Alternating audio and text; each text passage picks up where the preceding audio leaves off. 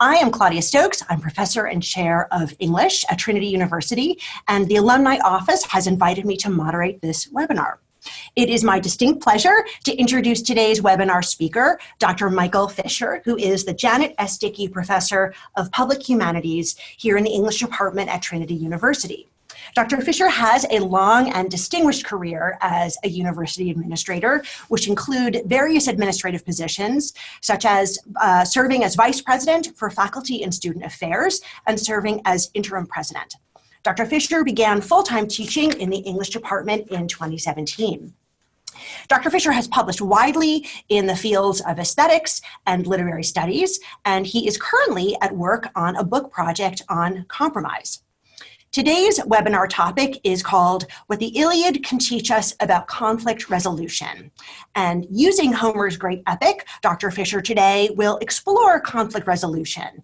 Specifically, he will talk to us about what can intensify a conflict and what can resolve one. And he will also discuss how the opening conflict of the Iliad escalates and how the concluding conflict becomes diffused. Both of these scenes may enrich our understanding of conflict resolution. Now, before we begin our webinar conversation, I would like to tell our audience that they are welcome to submit questions for Dr. Fischer using the Q&A tab. And following our conversation, Dr. Fischer will be happy to answer your questions. So let me begin, Mike, by asking you, what led you to become interested in conflict resolution?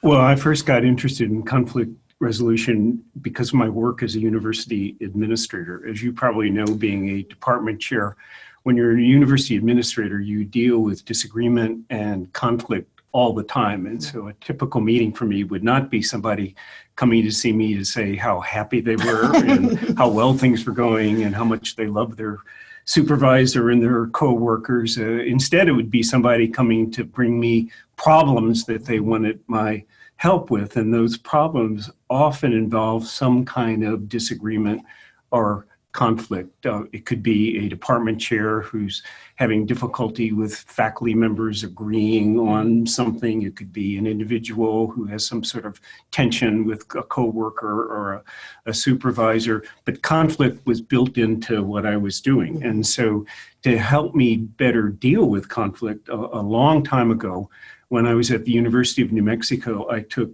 training in mediation at the University of New Mexico Law School. And that has provided all kinds of tools that I've been using ever since. Mm-hmm. Tell us, what about the Iliad in particular seems useful in thinking about conflict resolution? Well, I'm interested in the Iliad partly because of my more general interest in the humanities and literature and liberal arts education as providing resources for constructive conflict resolution. I'm interested in the Iliad in particular because it is a stunning analysis of conflict from the beginning of the work to the end. And it gets into every question, every dimension about conflict you might be interested in, as in what starts a conflict, what sustains a conflict, what, if anything, resolves a conflict. And so for all those reasons, the Iliad has been a very rich resource for me. I'm also interested in the Iliad because over the years I've taught it in HUMA, which is part of Trinity's first year experience. And so I've had the opportunity to talk about the Iliad with my students, and I've learned a lot from those discussions. And I've heard several lectures on the Iliad from our colleagues in the classics department that have also been very helpful. And that's one of the, I think, joys of being at Trinity is you have so many interesting students and faculty who teach you something every day. And I've learned a lot from talking about them with about the Iliad. So I guess you have described the opening scene of the Iliad as a worst case example of conflict resolution. Could you talk to us about that? So in the translation of the Iliad that we use in HUMA, the first word of the text is rage. Yes. And in that opening scene, it starts out not with the Trojan War, which many students think this is going to be immediately about the Trojan War. Instead, it's about these two Greek leaders, Agamemnon and Achilles, who are furious with one another. Achilles is furious with Agamemnon because he's taken from Achilles the prize that he won in war. And Achilles feels disrespected, wronged, demeaned, insulted. He's furious. Agamemnon isn't really happy with Achilles either. And he's angry that Achilles seems, from his point of view, insubordinate, hot-tempered, irascible, stubborn, and they cannot find a way to resolve their differences. They immediately reach an impasse. So I call this a worst-case scenario of conflict resolution, because the specific issue, namely, should Agamemnon have taken the prize from Achilles, the specific issue gets immediately lost in a power struggle. And you've got these two strong-willed individuals sitting there insulting each other, trading accusations and ultimatums, completely wrapped up in their grievances with one another, each one trying to defeat the other at the expense of anything else they might be discussing. The whole scene borders on violence, and you think that maybe any minute violence is going to erupt. And at one point, Achilles actually draws his sword, but he puts it away because he hits on the strategy that he's going to sit out the war and hope that the casualties are going to mount so high that the Greeks will relent and see how much they need him, how wrong Agamemnon has been, and they're going to force Agamemnon to give in to Achilles and do what Achilles wants him to do. And that, to me, is the definition of a power struggle. It's when you can't imagine any other resolution except one side forcing the other to comply with your wishes. That's why it's a worst case scenario. But I know that you're also interested in the very end of the Iliad, which offers a very different account of conflict resolution. So could you talk a little bit about how that scene at the very end of the Iliad is very different? So I'll have to fast forward and quickly fill in a big book of chapters between the first and the final scene. What happens briefly, very briefly, is that Achilles re-enters the war. It's not because he suddenly likes Agamemnon, but it's because he wants to get a vengeance for the death of his dear friend Patroclus, who's been killed by the great Trojan warrior Hector. So Achilles re-enters the war. He kills Hector, and he's still not satisfied. He's still stuck in his anger, his grief. He drags around Hector's dead body, hoping to defile it. The gods bring it back to life the next day, and it's just kind of an emblem that what he did hasn't brought him the satisfaction that he wanted. So in the final scene, Priam, Hector's father, visits Achilles in his camp to request to get the body of Hector back so he can give it a proper funeral. He enters the cabin, the hut, camp, I don't know exactly what to do. Tent. He enters the tent. And he enters the tent, and he doesn't immediately ask what he wants, but the first thing he does is he kisses Achilles' hands, the very hands that killed his son. Then he says to Achilles, Achilles, think of your father. Think of how he would be feeling if he lost you, his son. Priam says to Achilles, that's how I'm feeling. That's the grief that I'm feeling right now. And it's this amazing moment of human connection, because Achilles suddenly realizes that he's not the only one suffering. There's somebody else who's feeling the same level of pain. And they proceed, after they make this moment of connection, they proceed not just to work something out together, because what happens is that then Priam, towards the end of the scene, says, can I have the body for this burial? Can we have a truce? And Achilles goes, sure. It's almost anticlimactic. That wasn't the issue. But they've established this personal connection, and they not only are able to agree on something later on, but they eat together, they sleep under the same tent, and they establish a relationship that enables them to diffuse what could have been an incredibly violent situation. These two people have every reason in the world to hate each other, but it ends in this much more positive way. So what, I have two questions. What do you see as the key, the essential ingredients to successful conflict resolution, and what are some of the lessons that you see in book 24? Well, here are two lessons learned from this conclusion. The first is, and this goes to the keys to successful conflict resolution. It's crucial at the outset of what becomes a process of discussion or negotiation, you might want to say, it's crucial that they establish a relationship with one another. So one of the keys is empathy. It's being somehow suddenly, or maybe over time, willing to suspend your desire to get revenge, to act on your hatred, you suspend your suspicion, your distrust, your fear. You suspend all these things and you have a relationship that enables you to move forward with someone. And so that crucial moment of human connection, that crucial moment when Achilles dawns on Achilles, he is suffering too. He has pain too. They're facing one another not as enemies, not as Trojan versus Greek, but as human beings, both equally in grief, vulnerable. That's crucial to a successful resolution process. The other key that I take away from this has to do with the outcome. You need to resolve a conflict, you need to be realistic about what you can expect in a resolution or settlement. You often can't resolve things to such an extent that there's perfect agreement, that you see eye to eye on everything. But you don't need that perfect agreement on everything to make progress on some things.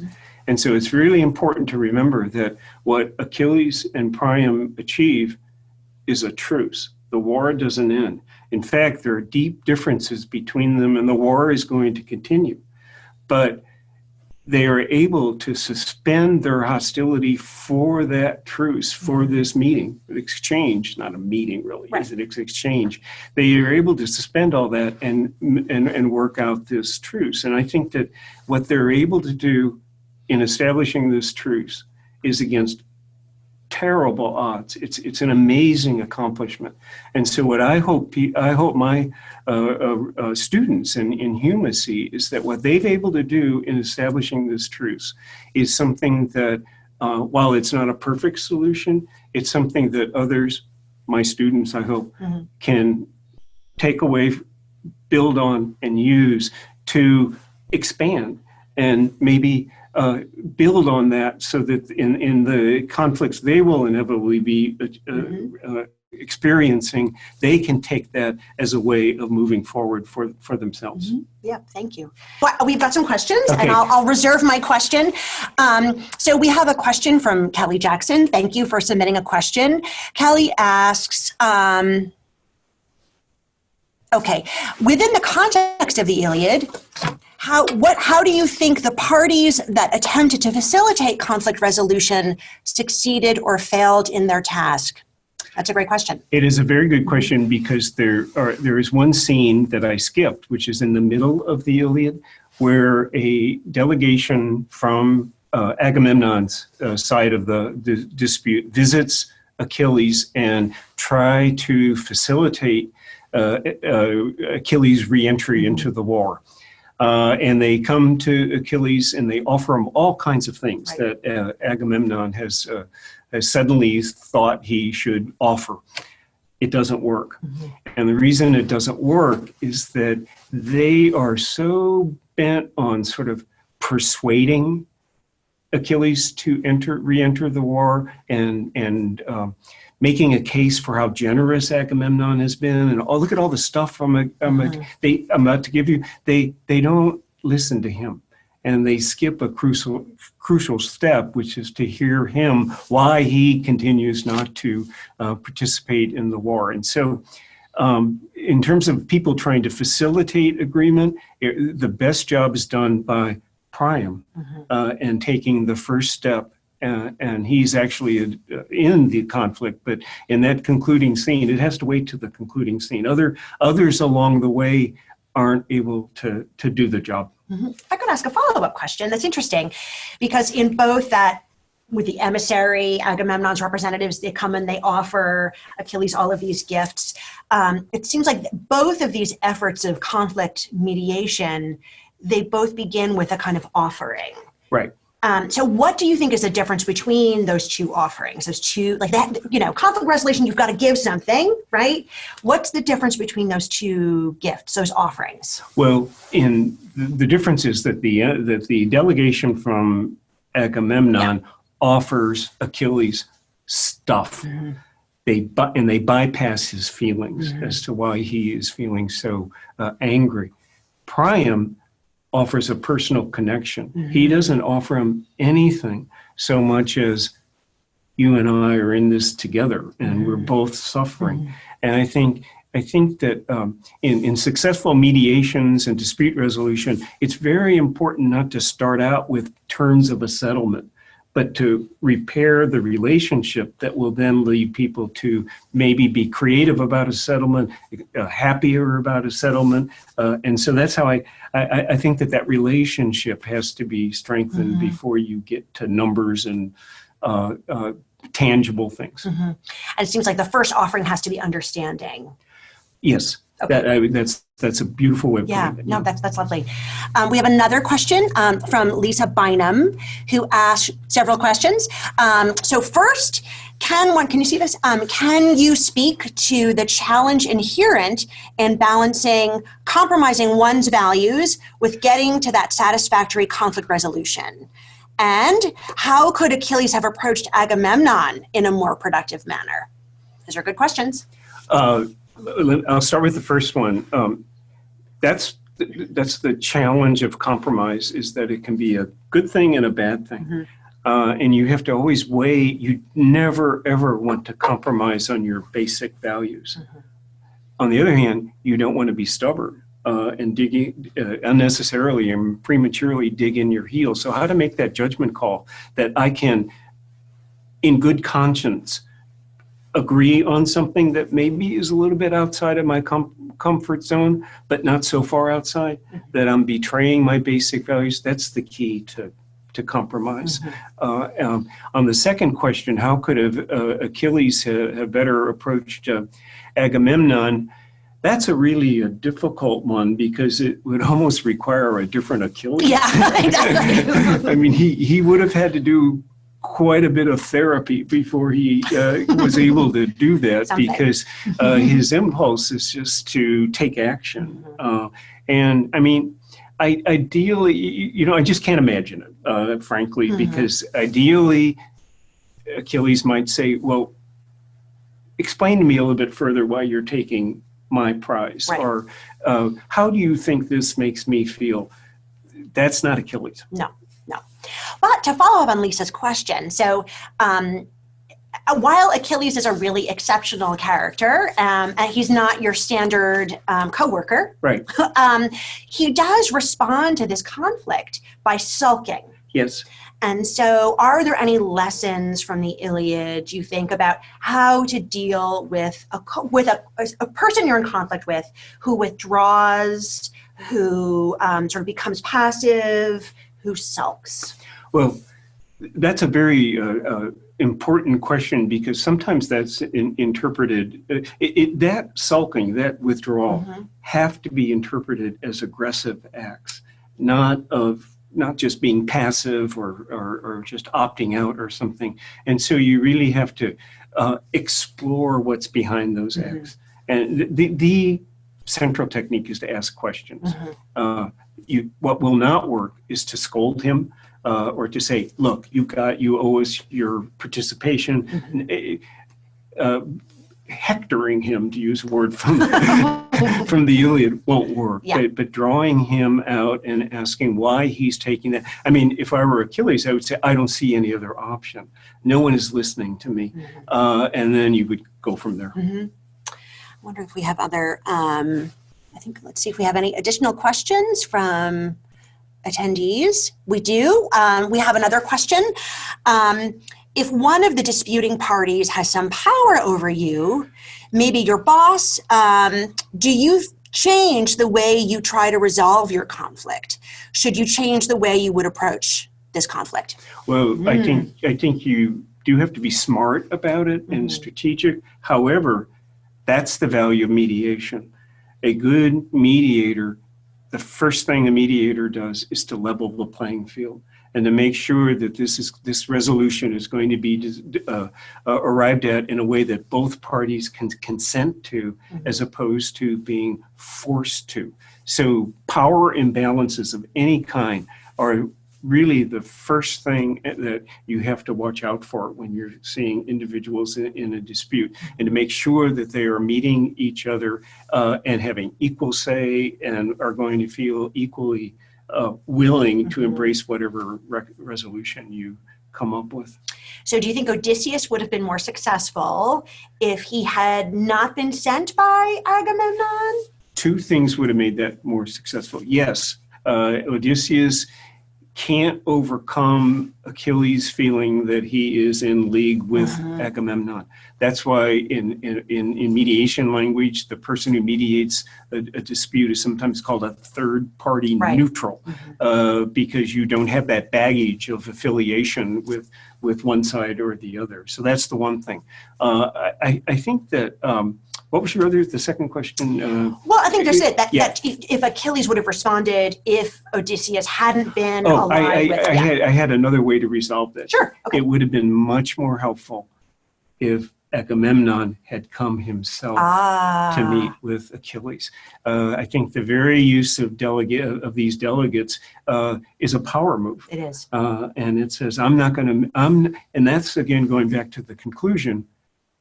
Priam comes to he makes that move. He meets him on his own ground.